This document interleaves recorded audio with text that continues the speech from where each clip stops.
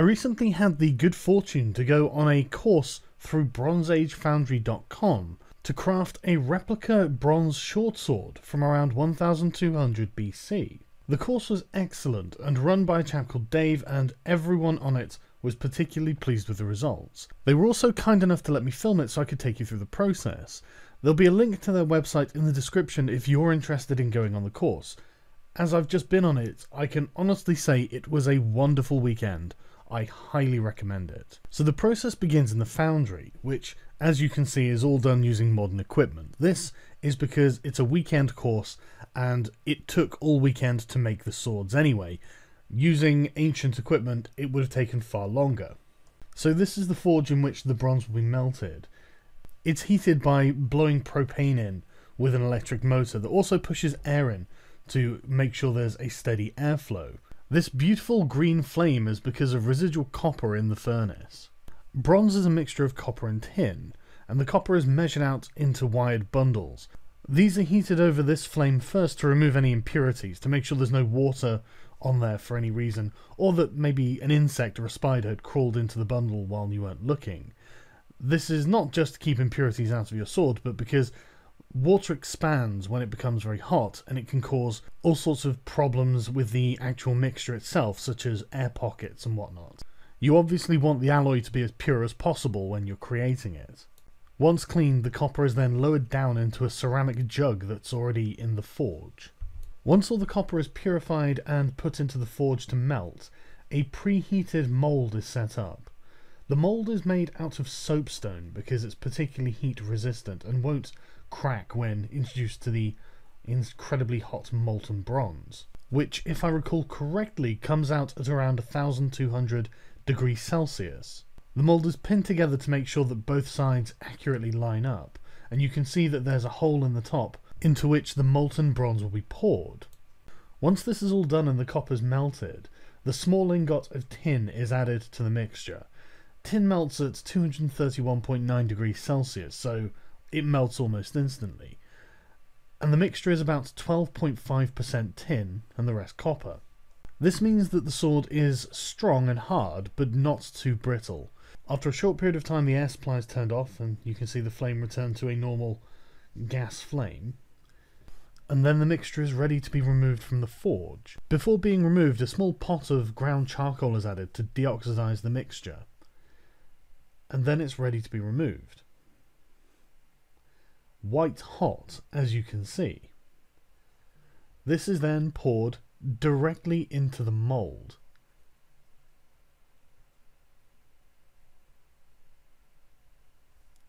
Doesn't that just look amazing? Because that's so nice to watch, I'll play it again from a different angle, and I'll leave the sound on so you can hear what it was like.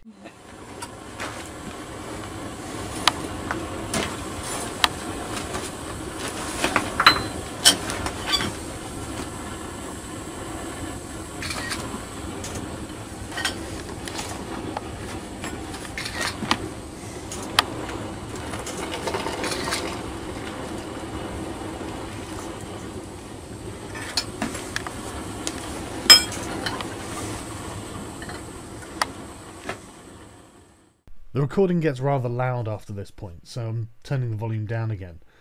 But you can see how the bronze is cooling quite rapidly in the mould.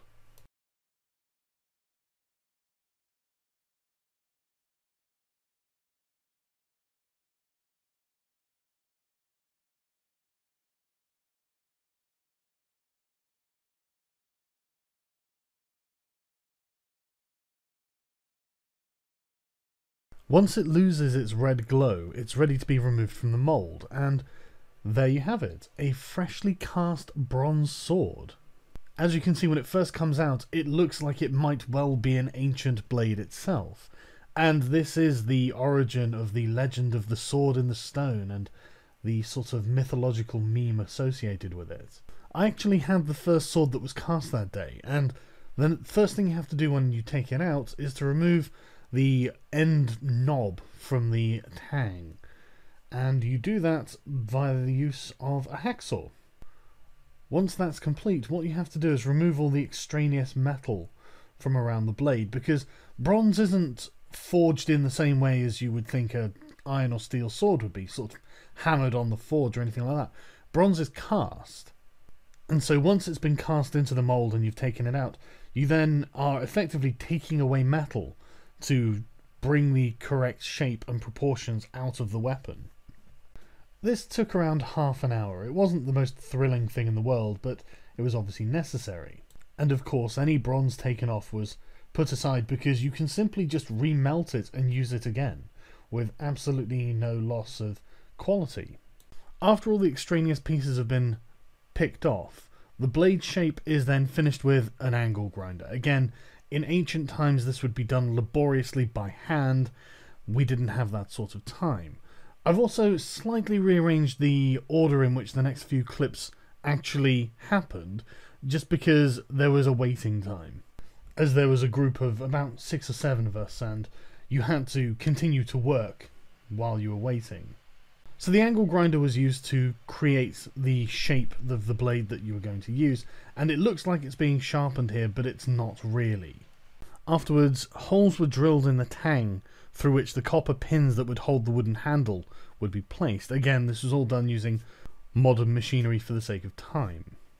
Next you need to create the handle, and that's done by heating up the tang of the sword, by basically blowtorching it, as you can see here.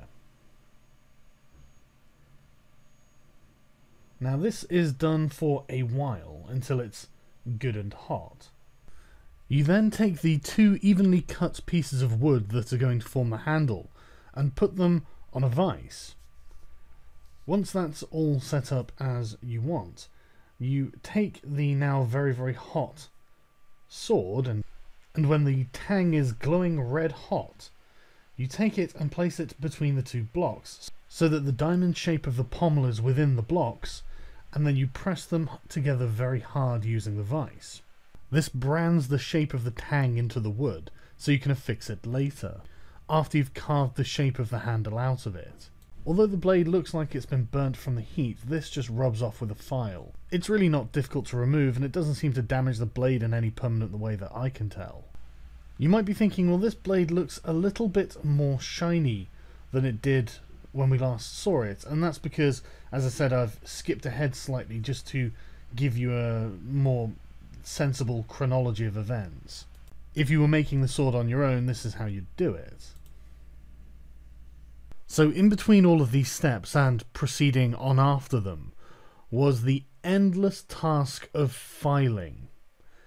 What you would do is clamp the sword to the workbench, you would get yourself a sharp file, and you would begin filing the blade back and forth for the entire day until you ran out of daylight, and then you would carry on the next day, slowly but surely polishing off the roughness of the blade until it became quite shiny.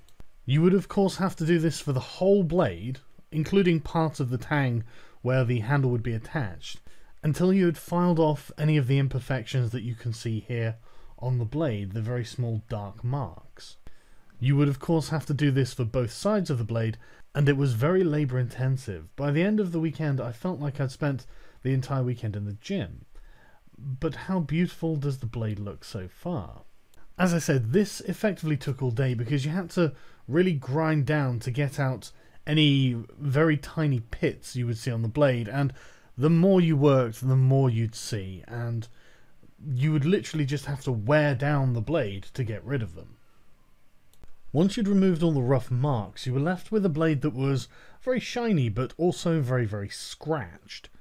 And to remove these scratches, you then had to break out the sandpaper. So to start with, you'd remove the deepest of the scratches with a fairly light file. And then you would move up through various gradients of sandpaper until you eventually came to sandpaper so fine you couldn't see the grain, and then wire wool, until you produced a beautifully shone and almost mirror-edged blade. As with the initial filing, this took a very long time. But personally I think it was completely worth it, and the sense of satisfaction I had after polishing the blade to this level was really quite intense. Now you can see some remaining scratches, but that's where the light's catching them. They're actually very, very tiny. Once the blade was polished, the handle was attached using copper pins after being cut to shape. These were simply hammered in and flattened like rivets. And then the handle was roughly shaped using the sander and the angle grinder. These were again done as a time-saving method because it would have taken all day to have carved this by hand. It even took quite a long time with the angle grinder, cutting the handle down to what was roughly the right shape. Once that was done, you'd finish the general shape of the handle using a tool called a rasp, which is exactly as it sounds. It's just a very rough piece of metal that shears off chunks of wood. You'd then change to a fairly rough file to complete the shape, and finish the handle off with sandpaper so it looks something like this.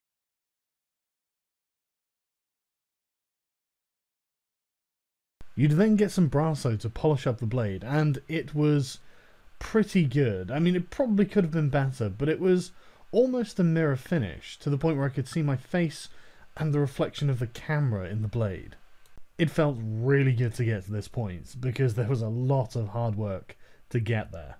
You then had to put an edge on the blade, which I have to say I really didn't want to do at this point, because after spending an entire day polishing it up and getting rid of every single tiny scratch on it, and you were really diligent about the tiniest of scratches, to then take a file to it and start scratching it was just anathema.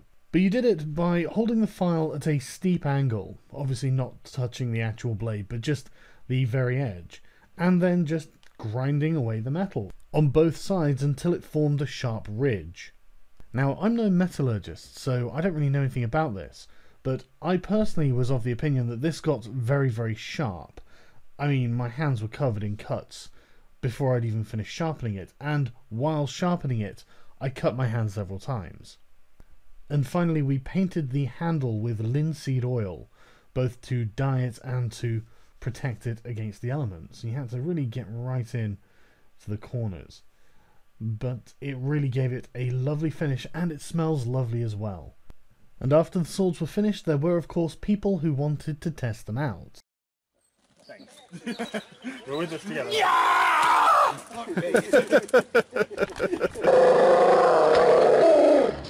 And so that was it. The swords were all done except for one thing.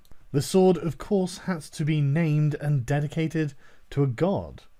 So I took what alcohol I had, which was the remnants of a bottle of Southern Comfort, and I decided to dedicate my blade to Asher, the Lord of Heaven and the god of the Assyrians. So I took my drink and poured a libation on the floor and on the blade to honour the god. I named it, and then I plunged it into the water.